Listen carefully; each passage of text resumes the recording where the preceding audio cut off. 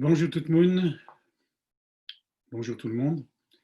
Je vais donc vous présenter cette deuxième de 3 capsules pour présenter le guide pratique de la revue diagnostique du commerce et de l'investissement. Cette capsule-là, c'est surtout du texte, elle est moins graphique que la première et surtout moins que la troisième. Elle porte essentiellement sur la description des étapes de réalisation de la revue diagnostique pour une édition annuelle. Comme pour les autres présentations, vous aurez l'occasion de réagir aux vidéos en m'écrivant un courriel avec vos questions. Et après, je préparerai un vidéo de questions-réponses qui intègre ce que j'aurai reçu de la part des uns puis des autres. Et puis aussi, par la même occasion, d'ailleurs, je vous transmettrai un formulaire de participation à compléter pour que vous obteniez un certificat de participation à cette formation, si vous le désirez. Donc là, même principe la dernière fois, je vais passer en mode de partage d'écran pour vous défiler des diapos de support. Oui. Ça, c'est pas très bien ici. On va passer en mode diapo. Voilà. Enfin, voilà. Voilà. Voici. Plutôt. Bon.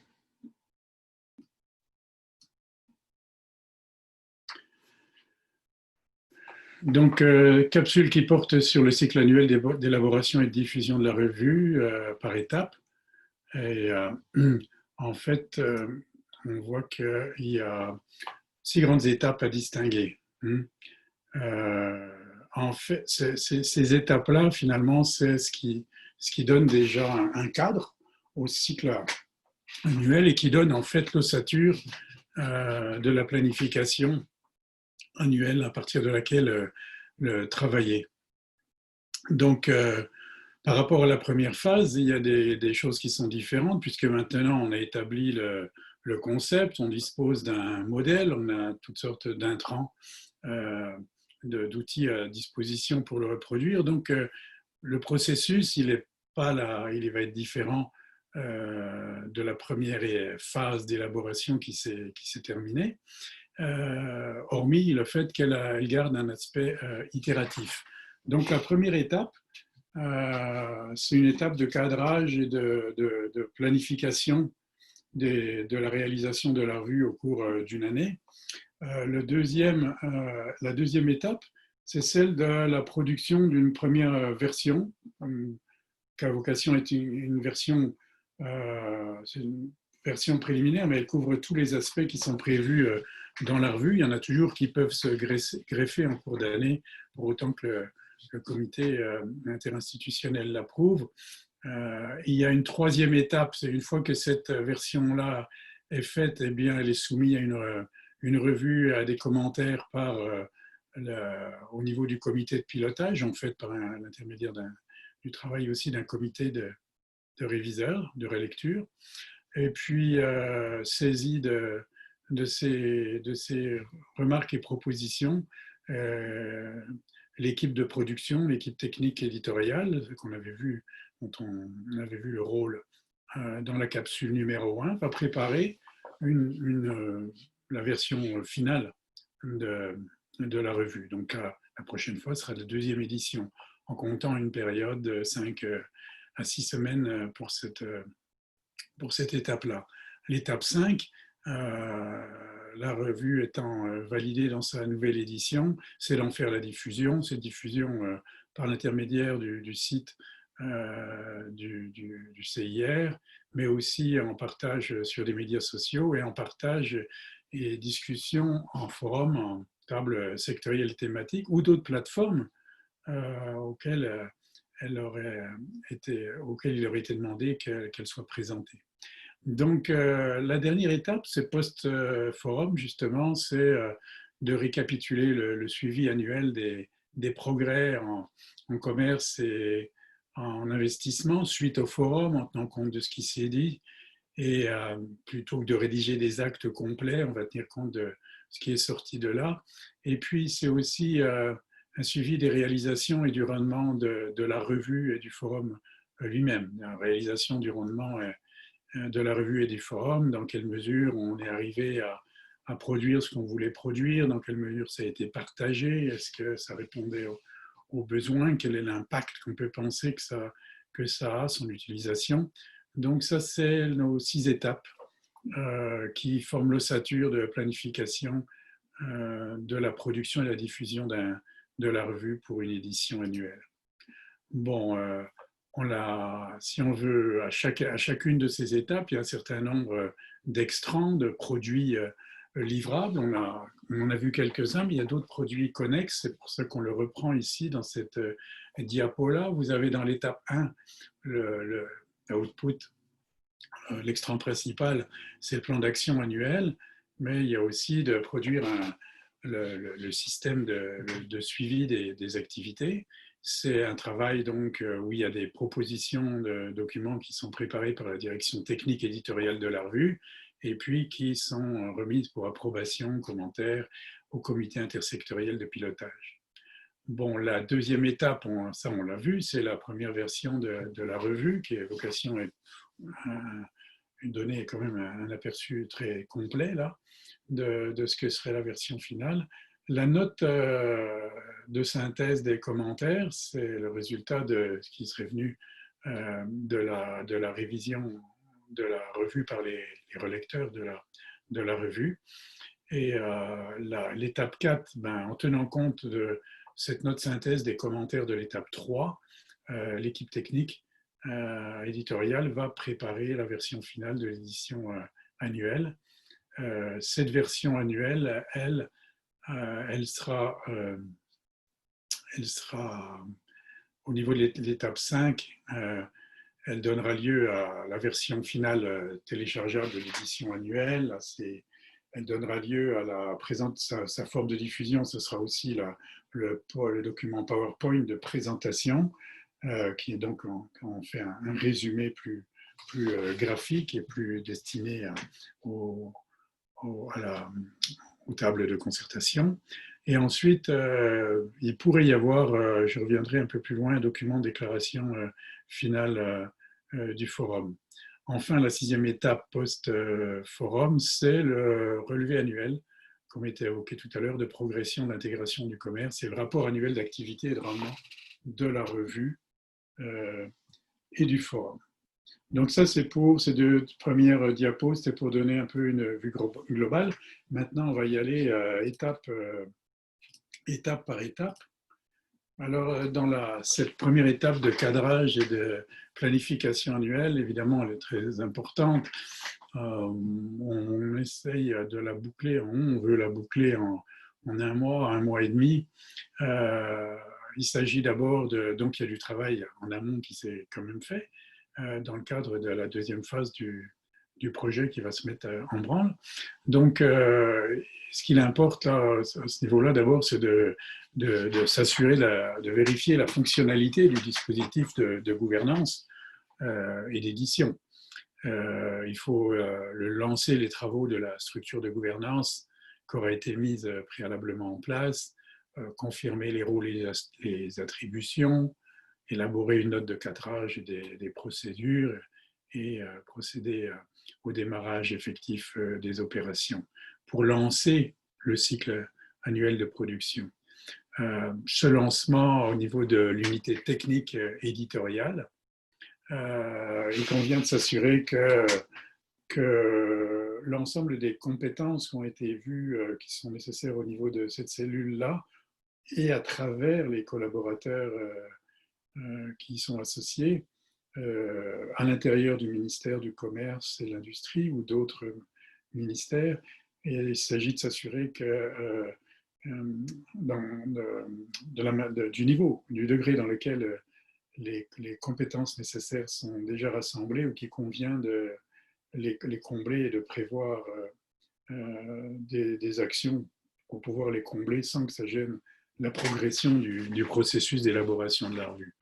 Donc, s'il y a des recrutements à faire, il faut finaliser les recrutements. S'il y a des contrats de services à passer avec des fournisseurs externes, il faut les passer. Et il faut aussi à cette étape reprendre, avoir une vue, une approche systématique d'identification et de mise en place du groupe des collaborateurs éditoriaux au niveau des sources de données et de ceux qui vont rédiger et de ceux qui vont participer à la diffusion.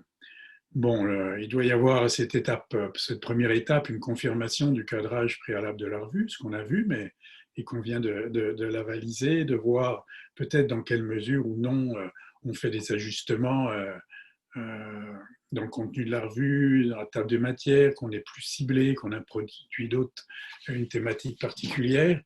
Donc, tout ça doit être quand même clarifié bien au départ, de façon à pouvoir élaborer les outils de gestion plus détaillés.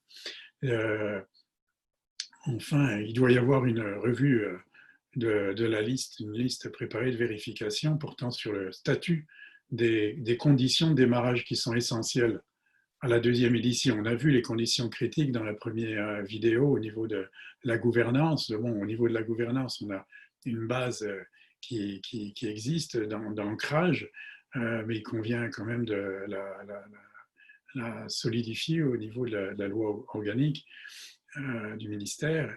Il y a les conditions critiques au niveau des RH que je viens d'évoquer. Il y a aussi la disponibilité tout simplement des équipements et des services, notamment informatiques, et de leur qualité, du site internet et ce genre d'éléments.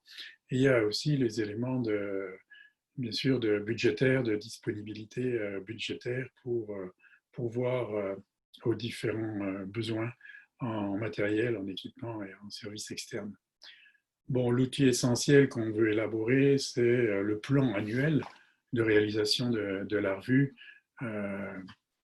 qui doit être, qu'il est préparé par l'équipe technique et doit être validé par le comité interministériel.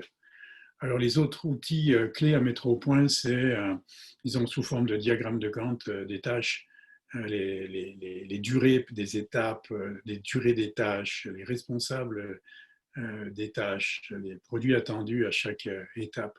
C'est l'élaboration du système de suivi des activités, mais aussi du contexte, notamment le suivi du contexte en lien avec soit le repérage de documents, mais aussi, surtout, pour voir dans quelle mesure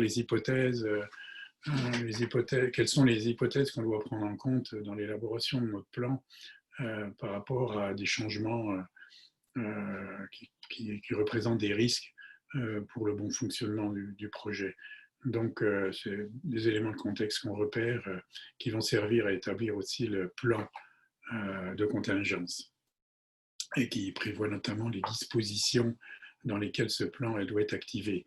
Mais on sait déjà assez de choses actuellement et on peut prévoir, il convient pardon, de prévoir dès le départ au maximum, de tenir compte effectivement de la situation qu'on a et d'avoir une approche réaliste.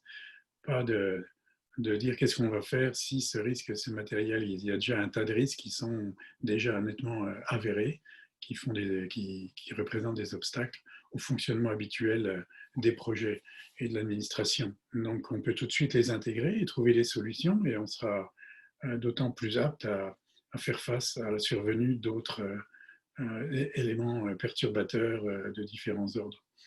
Ensuite, un défi majeur, ce sera de relancer le développement et de consolider le développement des collaborations inter- et intra-institutionnelles. L'outil qu'il faut, toutes ces choses-là, c'est dans l'agenda des tâches à faire, dans l'agenda du gestionnaire, notamment du directeur de l'unité technique, c'est de prévoir une cartographie du noyau, du petit groupe, du groupe des partenaires et du montage de ce groupe.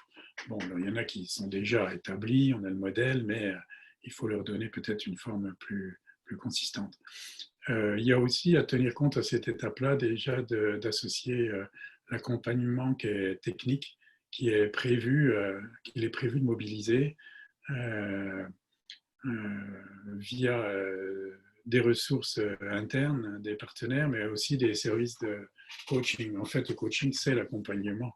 C'est tout ça, en particulier au niveau de l'accompagnement pour faciliter la gestion, appuyer le directeur technique dans la gestion adaptative et aussi, surtout, dans toute la question technique de mise à jour des tableaux, des graphiques, de préparation de préparation des différents contenus de la revue.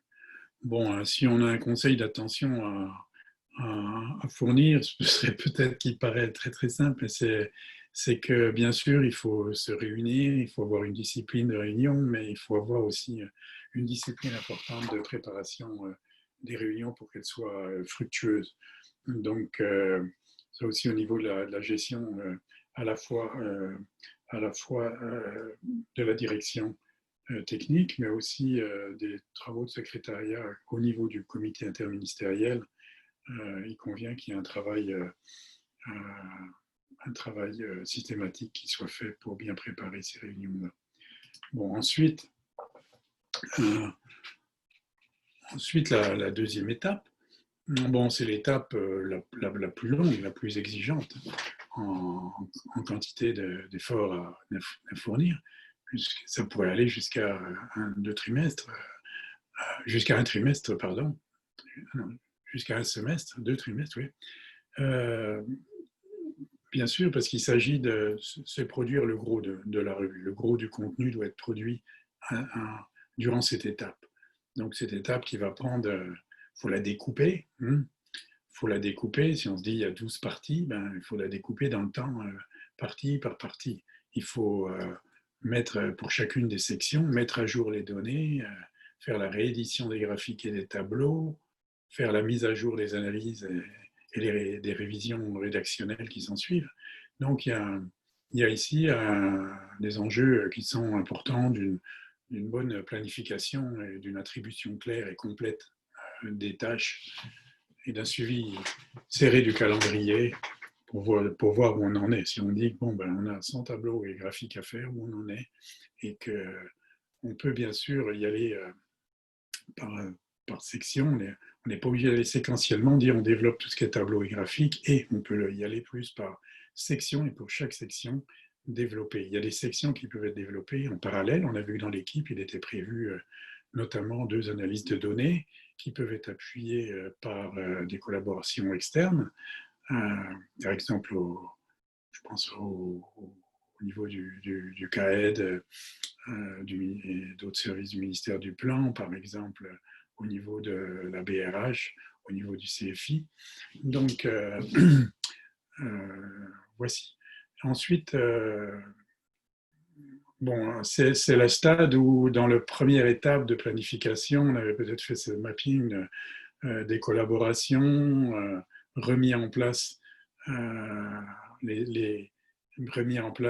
disons, les conventions informelles de partage de données, mais disons, il faut y aller maintenant dans le concret à cette étape-là, donc reformuler les requêtes, les réviser au besoin, les requêtes de transfert de données, et établir aussi pour chacune des institutions des points de contact, des points focaux, de façon à permettre à cet échange de données de se faire de façon fluide et dans les temps pour arriver à produire les sections concernées de la revue. Donc, dans ce sens-là aussi, dans cette consolidation, il pourrait y avoir un effort particulier qui soit consacré au développement d'ententes plus formelles, de fourniture de données, de façon à l'établir dans la durée et ne pas avoir à réitérer certains types de demandes d'année en année. Donc on pourrait encore gagner en efficience si on fait ce genre de protocole. C'est un coût au départ, mais en fait ça sécurise l'horizon de planification pour tout le monde et ça diminue la quantité de travail ultérieure pour chacun. Donc aussi à cette étape-là, je ne l'ai pas mentionné jusqu'à présent, mais les partenaires techniques et financiers pourraient être sollicités, notamment par l'intermédiaire via l'appui de la délégation de l'Union européenne qui fait office, qui remplit la fonction de coordinateur des donateurs du cadre intégré renforcé. Donc ça, c'est aussi pour recueillir leur vision quant aux problématiques clés. Donc les agences sont aussi des agences sont aussi des acteurs qui réfléchissent aux situations, qui essayent d'identifier les problèmes et des solutions. Et il est important de voir En France, le droit de procéder à une dissolution parlementaire consiste à mettre primature. Ah, excusez, j'ai une petite incursion de Siri qui est venue troubler ma présentation. Désolé. Donc, oui, je disais oui, c'est utile d'avoir certains échanges aussi pour établir, pour les partenaires techniques et financiers, pardon, peuvent aussi être une bonne source pour fournir des rapports d'évaluation pertinents qui viendraient de sortir ou qui seraient sortis depuis quelques temps, quelques mois, mais qui seraient passés sous le radar de l'attention. Et donc, ça, c'est aussi quelque chose qui peut se faire au niveau de cette étape en matière d'identification, donc de sources pertinentes à prendre en compte pour l'identification, pour les aspects diagnostiques et les aspects de détermination de priorité d'action et de recommandation. Bon, les outils essentiels qu'il faut s'ils sont en place, c'est toujours bien sûr nos équipements et nos services, de façon à ce que les agents, les cadres puissent travailler dans des conditions de qualité. C'est également, là, on se va servir de notre répertoire des tableaux et des graphiques. Et puis, c'est de servir d'instrument. C'est bon à savoir. Oui, merci Siri. Donc,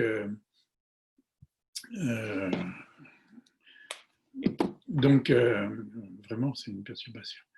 Alors, les instruments qui ont été préparés en première étape de planification, c'était les tableaux de bord d'avancement dans la collecte et des collaborations. C'est les tableaux de bord pour suivre la mise à jour de toutes les ce qui était statistique au niveau graphique, tableau dans la revue, et pour pouvoir également repérer où on en est dans les progressions de rédaction et dans la production des produits connexes de diffusion.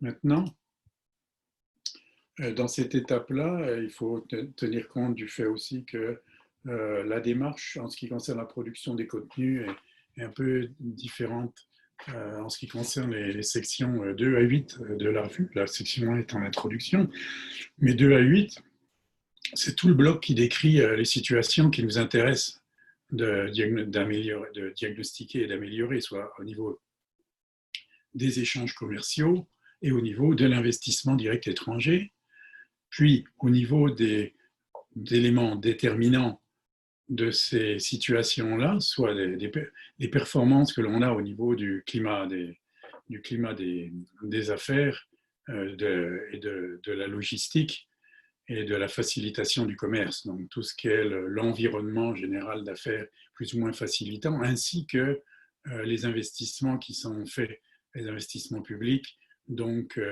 tout ce qui relève de la mesure de l'aide pour le commerce à travers des investissements dans les différents secteurs de la planification globale du pays.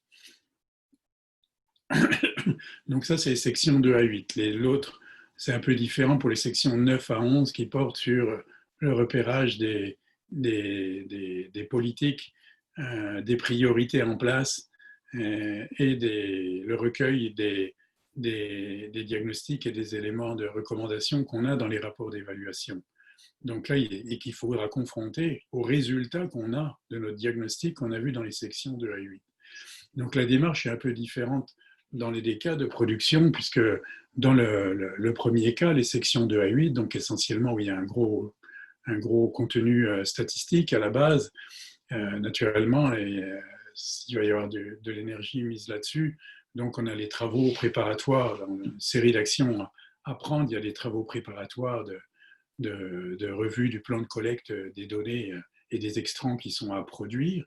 Une fois qu'on a ça en deuxième action, eh bien, il faut procéder à cette collecte. Quand on recueille les données, elles ne sont pas dans la forme souhaitable. Il faut les remettre dans la forme souhaitable, il faut les organiser, les classer, il faut les nettoyer.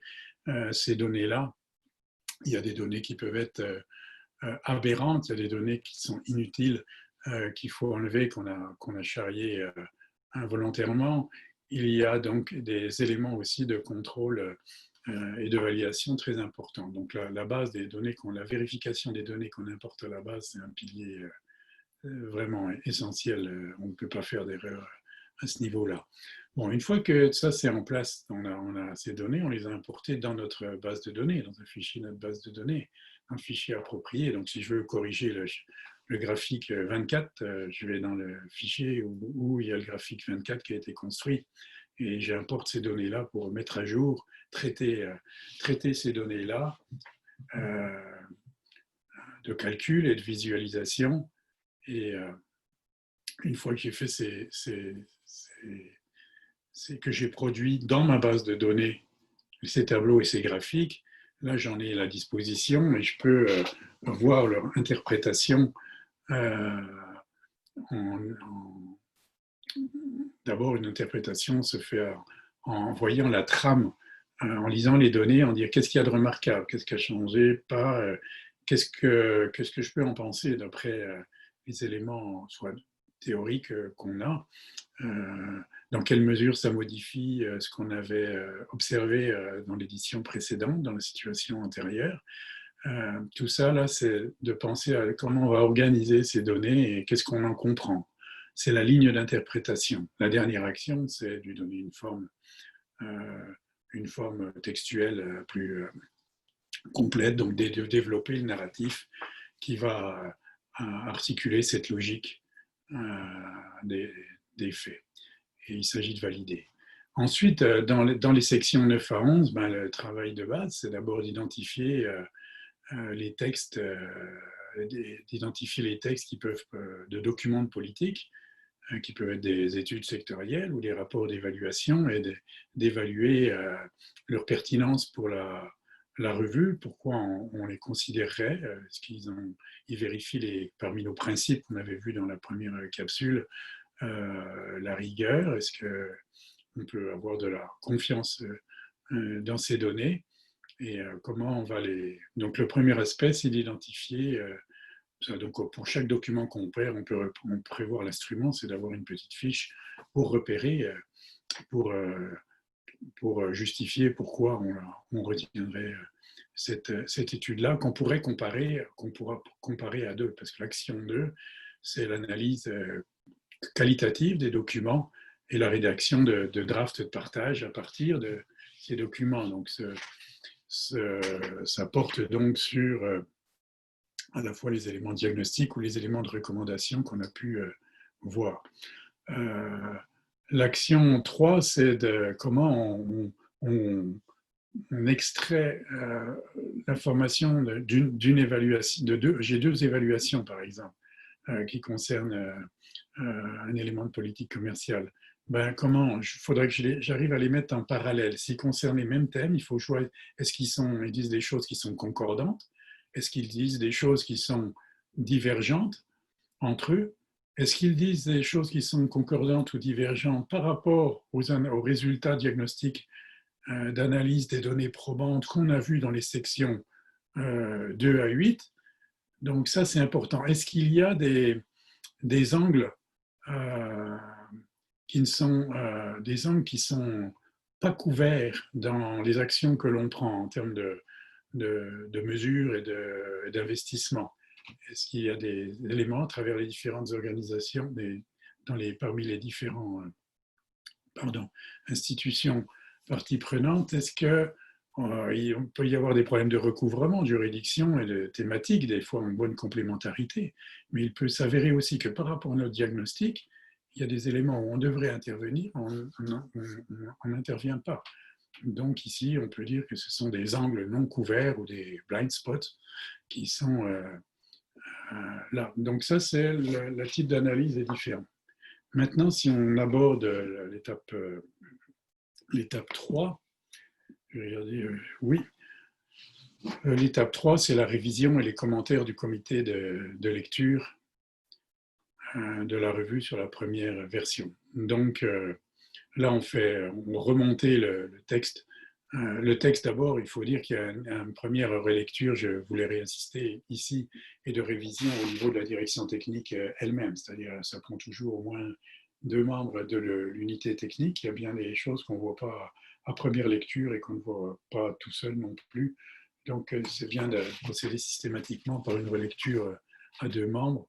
Et puis aussi pour les aspects qui sont plus d'ordre graphique, éditoriaux, de grammaire, d'orthographe, de syntaxe.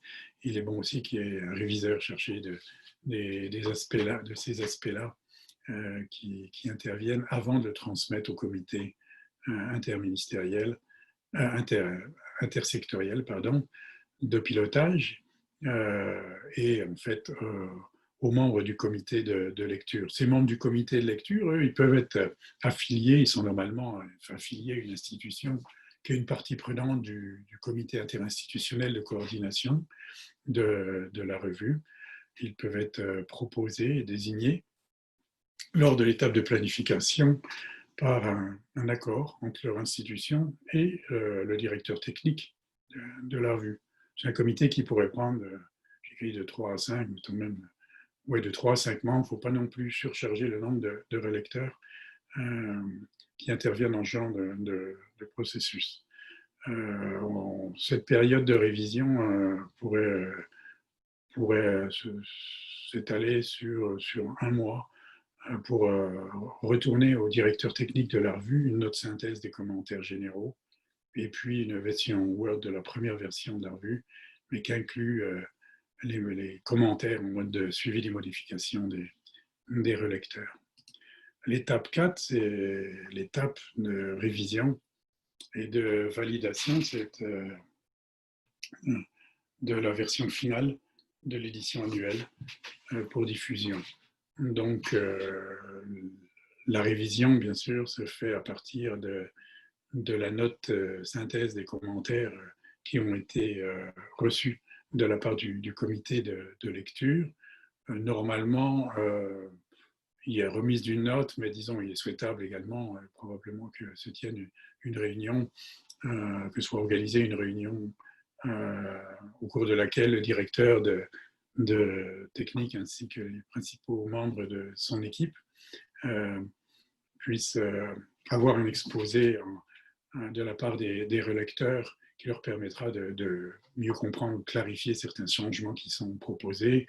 Ils pourront en discuter puis confirmer avec eux les points essentiels qui méritent révision ou mieux comprendre dans quel sens la révision doit être orientée aussi. La version finale, bon,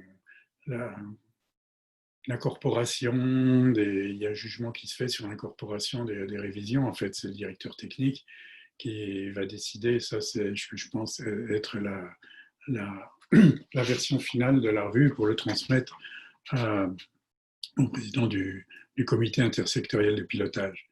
En fait, il est important ici quand même de prévoir un mécanisme qui assure que cette étape se fasse de manière sérieuse, mais sans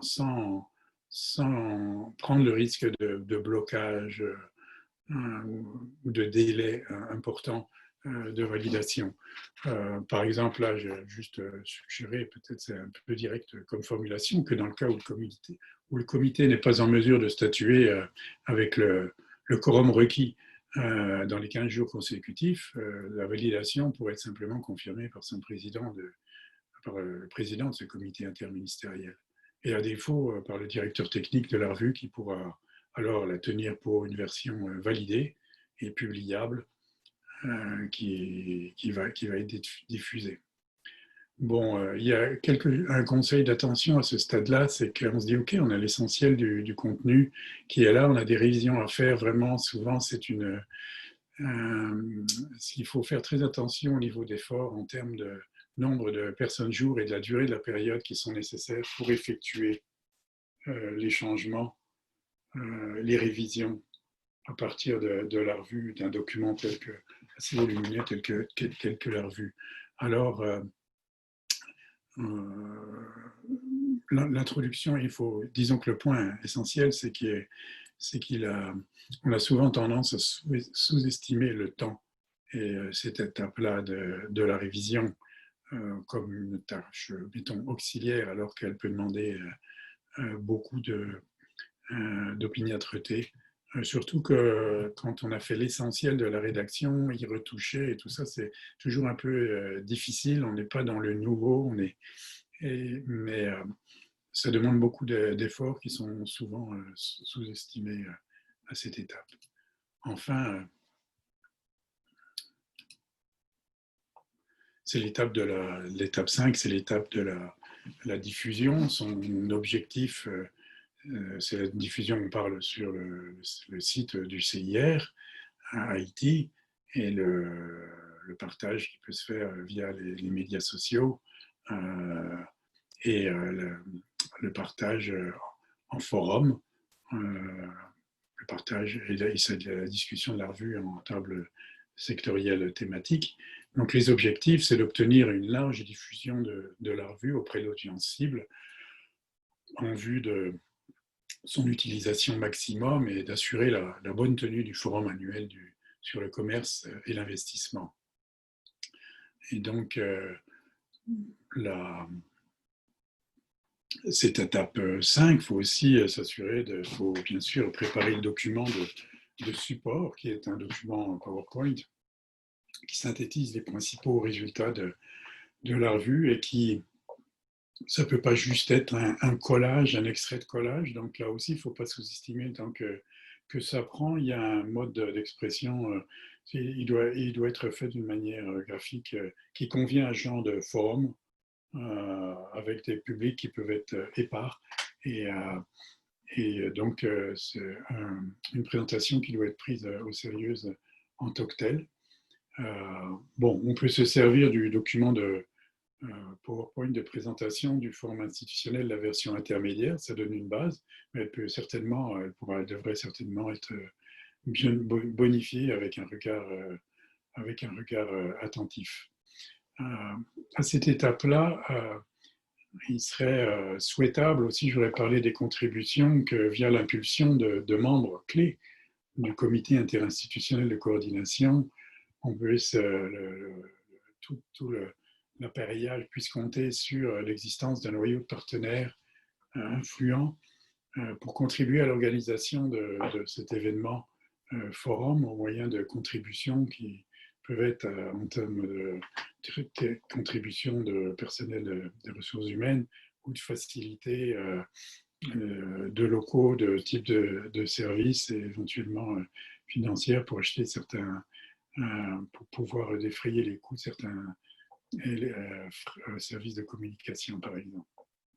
Donc, à cette étape-là, il y a un élément qui pourrait être considéré, peut-être pas qui pourrait être considéré, en fait, c'est qu'il est suggéré que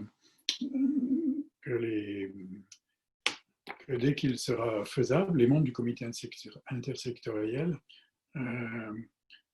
pourront signer une déclaration commune lors de l'événement forum, c'est-à-dire un élément de déclaration commune sur un partage de diagnostic sur certains éléments de priorité qui peuvent être revenus. Disons que cette suggestion, elle pourrait être présentée et discutée par le comité au niveau du comité interministériel post-forum lors de l'étape 6 de la prochaine édition de la revue, de telle façon qu'advenant son approbation, on puisse avoir un premier projet de déclaration commune qui pourrait être préparé au début de cette étape 5 dans l'édition subséquente, c'est-à-dire la 3e édition de la revue. Bon, enfin, au niveau de l'étape 6, il s'agit c'est la dernière étape du cycle annuel. Elle est principalement dédiée à la préparation et à la diffusion du rapport annuel d'activité et de rendement de la revue et du forum CI. Donc là, on regarde dans quelle mesure on exploite nos documents de suivi pour voir dans quelle mesure on a livré ce qu'on avait à livrer, si on peut l'améliorer, quelles sont nos faiblesses à tenir compte pour le prochain cycle de production. Il convient aussi pour ce forum, en fonction des contenus qu'on a, des éléments de contenu qu'on a pu relever, de discussion lors du forum, de préparer un relevé annuel de progression du commerce et de l'investissement au niveau des situations et des actions mises en branle. Donc, un relevé annuel de progression du commerce et de l'investissement en appui à l'intégration et au développement du commerce, réalisation, mesures prises et engagement. Disons que plutôt que faire un acte de forum, on va se concentrer sur cet aspect-là de relevé annuel de progression. Il peut y avoir certains éléments qui peuvent être moins positifs, mais en tout cas, c'est quand même le but d'essayer on espère pouvoir relever et que des progrès et que justement toute cette démarche va contribuer à ce qu'il en soit ainsi. Mais c'est au niveau de cette étape 6 également qu'il s'agit de produire une version finale pour le cycle prochain de la base de données statistiques et des tableaux graphiques mise à jour et du répertoire des tableaux et graphiques de la nouvelle édition de la revue. Bon. Donc, si vous avez des questions sur tout cet aspect qui est lié au processus par étapes durant l'année, vous pouvez aussi m'envoyer vos questions. Vous pouvez vous grouper vos questions relatives aux 3 capsules vidéo, si vous voulez. Et puis, je vous invite d'ailleurs à visualiser la capsule 3 qui porte sur la méthodologie pratique de mise en œuvre des tableaux et des graphiques. Donc je vous remercie d'avoir suivi cette capsule-là. Je pense que les éléments qui sont importants à retenir, c'est les visions d'ensemble de l'ossature que ça donne de planification à l'intérieur d'une année, c'est de voir les exigences de production, mais surtout comment, à chaque fois qu'on a une idée, à chaque étape, qu'il y a un besoin qui est identifié, un objet, on peut utiliser des outils simples, techniques, qui sont en général des outils tels des matrices, des tableaux, des diagrammes, et qui sont importants en termes très importants en termes de planification et de suivi de nos actions, donc de gestion et de suivi. Alors, merci de votre attention et rendez-vous à la prochaine capsule. Merci beaucoup.